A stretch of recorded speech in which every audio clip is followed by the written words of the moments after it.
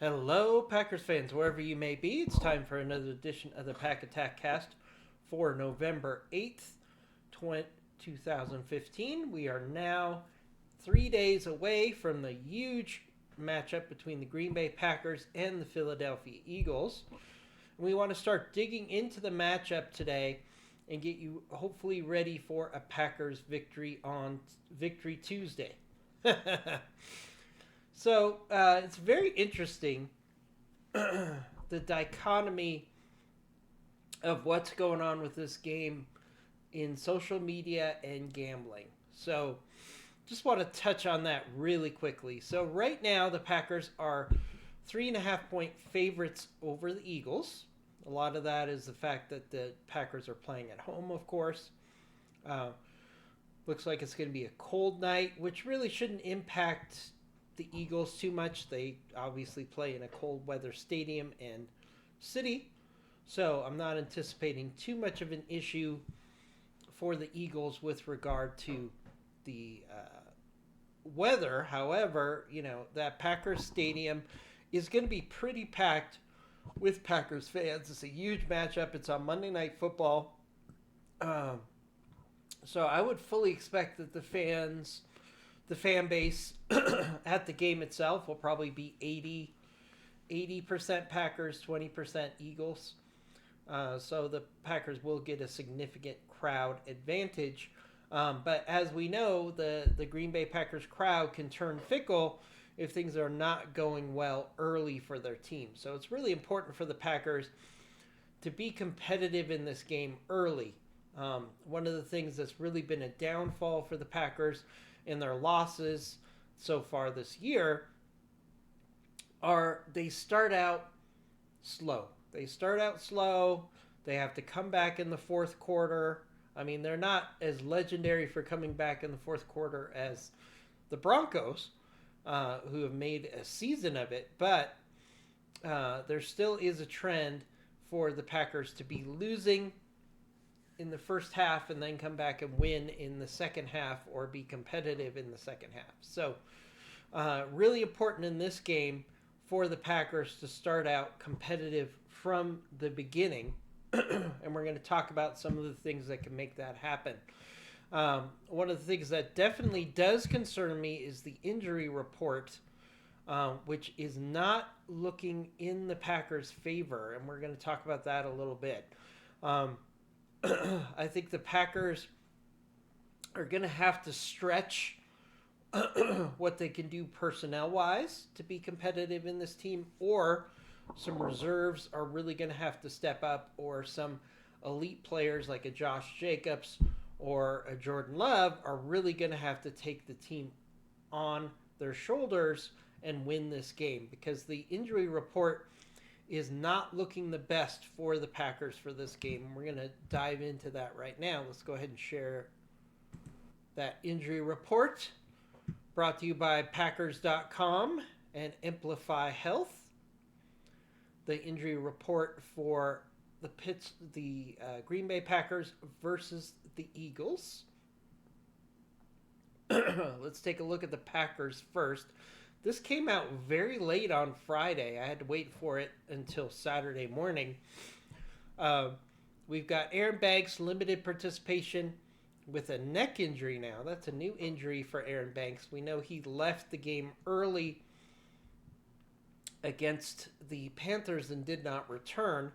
So we're going to have to watch that very closely. Aaron Banks with a neck injury. He participated Thursday, Friday. There's, of course, going to be a report on Saturday. We're going to watch that very closely since we have another day before the game on Monday night. So we'll be reporting on the Saturday injury report on our Sunday edition. Cooper, limited participation with foot injury Thursday and Friday. I'd like to see that be a full participation on Saturday. Cooper is really important to the Packers' ability to try to limit big plays in the running game, especially with Saquon Barkley this week.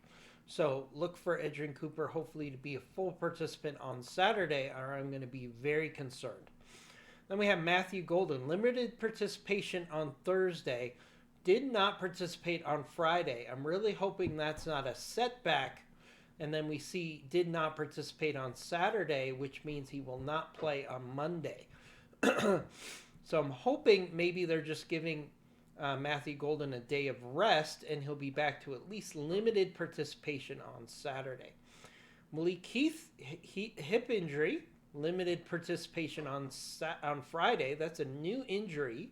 So he injured his hip in practice on Thursday, it looks like. Again, Malik Heath is going to be very important in this game because the Packers have limited depth at wide receiver. So Malik Heath is going to get a fair amount of action on Monday night, assuming he's healthy to play. And Malik Heath is a really good blocker at wide receiver in the running game. So it would be a really big loss both in the passing game and the running game if he could not play on Monday. So we're going to watch that very closely. We know Nate Hobbs is out for a couple weeks. We're not going to dive into that. Josh Jacobs had veteran rest and is getting limited participation. I think he will be fine.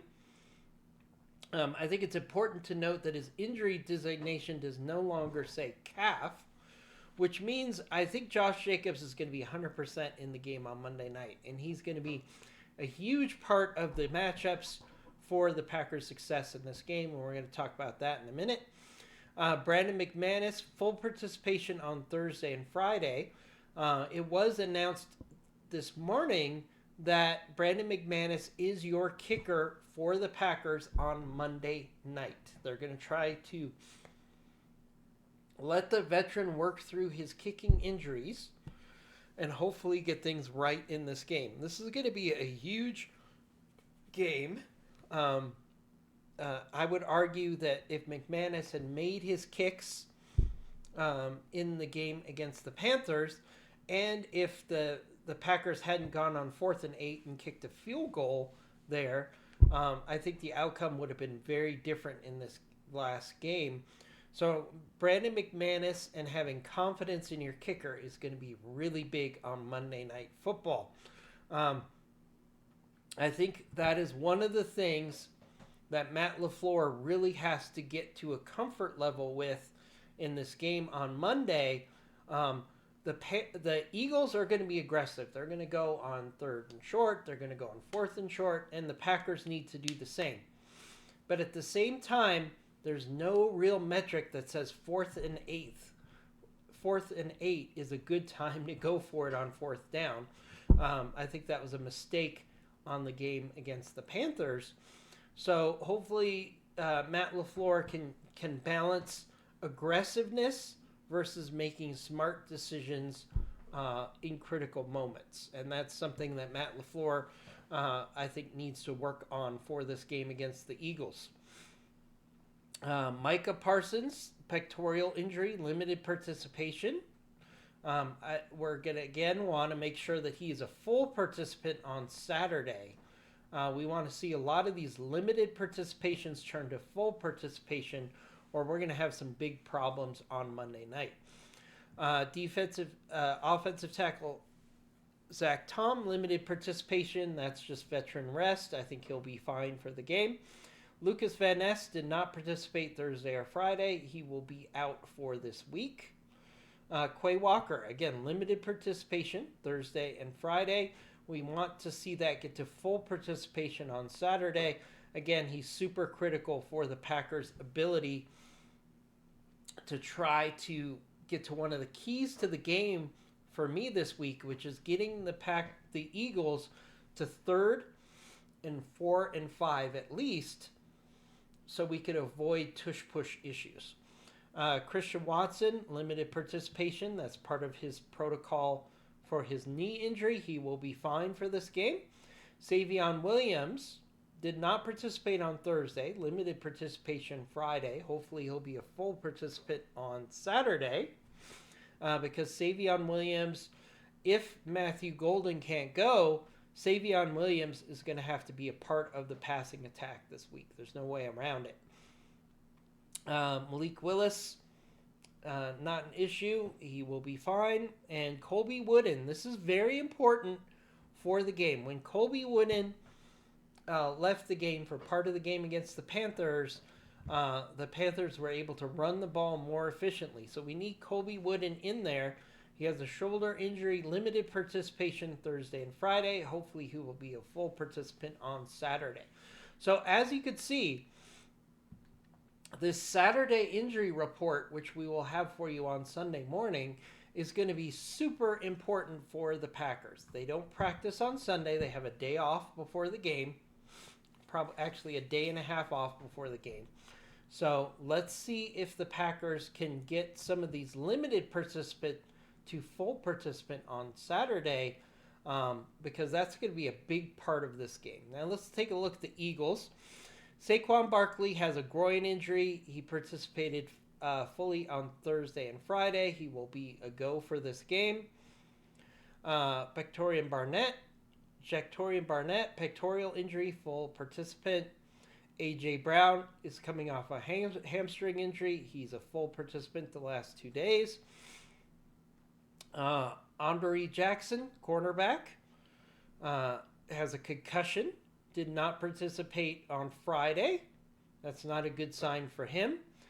Cam Jurgens, knee injury, did not participate Thursday or Friday. So if Cam Jurgens is out, that's a significant issue for the Eagles to overcome. They do have sufficient depth at offensive line that I think they'll be okay. Willie Limpkin, full participant. Moro Ojamo, full participant on Friday. Nolan Smith, full participant on Thursday and Friday. So the Eagles are coming into this game healthy, which isn't a particular surprise because they did have a bye week. So I talked about this earlier this week. I think we have an interesting dichotomy for the Eagles. Are they going to be rusty after coming off of their bye week? Or is this health advantage more than offset the fact that they had a week off? So we're going to have to watch that very closely. So let's talk about some keys to the game. We're just going to start digging into some keys to the game that I have put together. So one of the things I did is I went back, I watched the 2 Eagles losses, and I watched the 2 most recent games for the Eagles, which were victories, to try to get a feel for how the Packers can win this game. And my analysis came down to the Eagles in their 2 defeats struggle against teams that can control the line of scrimmage, pressure Jalen Hurts without blitzing, and force them into one-dimensional play, which is throwing the ball.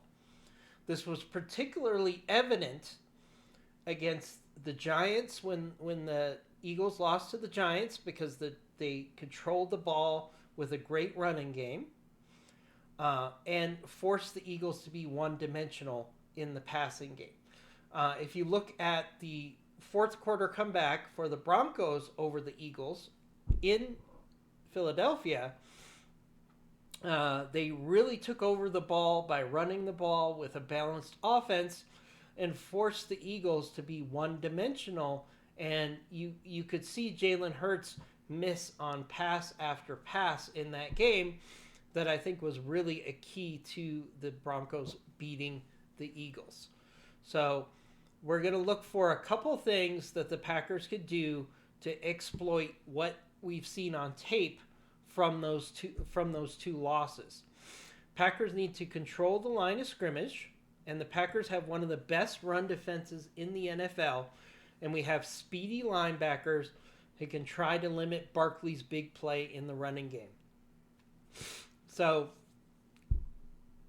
we know the Eagles would love to tush-push their way to victory this week. There's a lot of political reasons why they would love to run the tush-push down our throat. And everybody says, how do you stop the tush-push? You don't stop the tush-push at 4th and 1, 3rd and 1, 3rd and 2, 4th and 2. What you do with the tush-push is you don't let them use the tush-push by stopping them on early downs. So when it's 3rd down, it's 3rd and 6 or more, which takes the tush push out of the equation and forces Jalen Hurts to be the hero for the Eagles. And on tape, I've seen Jalen Hurts be off on his passes in third down more than he's on. He has a significant issue with third down efficiency in the passing game. If you take the running game out of third down, the Eagles are not a good third down team. The Packers, on the other hand, are one of the best third down teams in the NFL. So if we could take that advantage and make it our bread and butter by sustaining long drives, by completing third down plays, and stopping the Eagles from getting third down completions, we could go a long way to flipping the script and making this a very competitive game. One of the dichotomies, and I wanted to get back to that, I started talking about it in this game so far, is the betting public is on the Packers by 2.5 points. But most experts are actually picking the Eagles to win this game. So what is the dichotomy there? I think part of it is the analysts are frustrated with the Packers' poor play against inferior competition. But we have to keep in mind that the Packers tend to rise their competition level based on their opponent. I don't like it, but it seems to be a clear trend for this Packers team going back a couple years. So I think the Packers have said things. Jordan Love has said this is a revenge game. There are other Packers who have come out and said they really want to win this game for multiple reasons. So I think the Packers are going to be up for this game. It's whether their injuries become a big problem, and we're going to have to watch that closely. So we're going to control the line of scrimmage. Key to the game number 1. Key to the game number 2. Pressure Hurts without blitzing. Well, what do you know? The Packers are actually one of the best teams now in the NFL, thanks to Micah Parsons, for putting pressure on the quarterback without blitzing. So that the Eagles play style really lines up well with the fact that the Packers can avoid blitzing and still put pressure on their quarterback, because what that does is we do a 4-man rush, we put pressure on Jalen Hurts, we keep him in the pocket and force him to throw the ball against coverage where we have more players in coverage than they have receivers. Then the Packers are going to be very successful in this game. But that being said, they not only have to put pressure on the quarterback with a 4-man rush, but they also have to keep Jalen Hurts in the pocket. We don't want Jalen Hurts scrambling to win the game. That's going to be a big part of putting pressure on Hurts without blitzing while keeping Hurts in the backfield and not scrambling around and making plays with his legs. The running game is going to be super critical in this game. The Packers need to make this happen. The Eagles have really struggled against a strong run offense this season. Teams with a good run offense, look at the Giants in the game they played against the Eagles where they won. The Giants really controlled the line of scrimmage and ran the ball efficiently. The Packers need to get to this. Even if it means in 2 tight end sets, you put an extra tackle out there and you go jumbo and you force the Eagles to stop the run. The Eagles are going to play an umbrella until the Packers prove that they can run the ball, and then the Eagles are going to have to put more in the box. So the Packers have got to find ways, whether it's a jumbo package, whether it's to use 2 running backs with 1 as a blocker. There's infinite number of ways that the Packers can actually put an extra body or 2 down at the line of scrimmage and get the yardage they need to force the Eagles to honor the run. That is going to be super critical in this game. If the Packers can't run in this game consistently and force the Eagles into honoring the run, we're going to have some serious problems in this game. Zone coverage. The Packers primarily operate in zone defense, which is something where Jalen Hurts really struggles. He really finds his strength in one-on-one matchups on the outside. If the Packers can use their zone defense to avoid the big plays that the Eagles thrive upon on the outside, that's going to be a really good night for the Green Bay Packers. So we need to limit explosive plays. That's going to be very important. The Eagles thrive on Chuck Gaines to A.J. Brown and Devontae Smith. Teams that have played disciplined two high safety looks force shorter throws and keep the Eagles' offense contained. And that's a big part of what we're going to do. Well, it just so happens that the Packers have one of the best safety combinations in the league, and they're very good at playing two high safety looks. It's part of our zone defense, and I think that will bode well for the Packers. Time of possession. Losses for the Eagles came when the opponents leaned on the run, grinding down the clock and keeping Hurts off the field. Sustained drives were one of the reasons that the Eagles had their two losses. Was the opponent had sustained drives, kept Hurts off the field, and they won the game. We need to attack the secondary. They have some serious issues in the secondary, to the point where they brought in Jaire Alexander after he was completely useless to the Ravens. They traded for Jaire Alexander in a last-ditch hope to try to patch up their secondary. The Packers and Matt LaFleur need to let Jordan Love cook in certain situations. In fact, one of the things I would like to see is, while I just said we need to establish the run, we also need to establish play action in this game. I would love to see the Packers' first play of possession do a play action into the middle of the field. I think that would be a big surprise for the Eagles, because the Packers have become predictable. 2 runs and then a pass. 2 runs and then a pass. This is something that the Packers have consistently done. Now, that's fine if you're able to get good yardage on first and second down, but the Packers have struggled in that arena.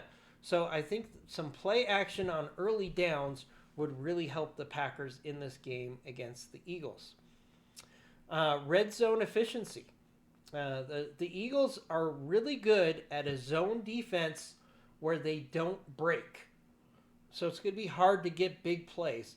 So Packers need to get red zone efficiency going where it needs to go. Now, the Panthers played a really good style of defense against the Packers and killed their red zone efficiency last week. The Packers need to turn that around, in part by taking advantage of the weak secondary for the Eagles and making big plays in the red zone. That's going to be very important. My number one key to the game is the Packers need to start this game early. They cannot get behind against a really good Eagles defense, and they need to score points and hopefully build up a lead in the first half to get the Eagles away from just running the ball and using play action. So those are some keys to the game. We're going to be back tomorrow with the Saturday injury report, which is going to be super important.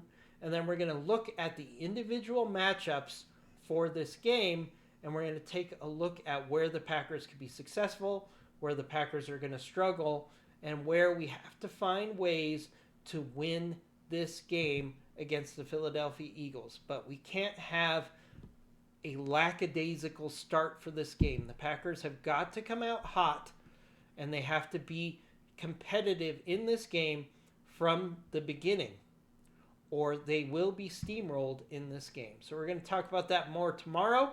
As always, go Pack Go, and we'll see you tomorrow for another edition of the Pack Attack Cast. So hit that subscribe button if you haven't done so already, and we'll see you next time. Talk to you then.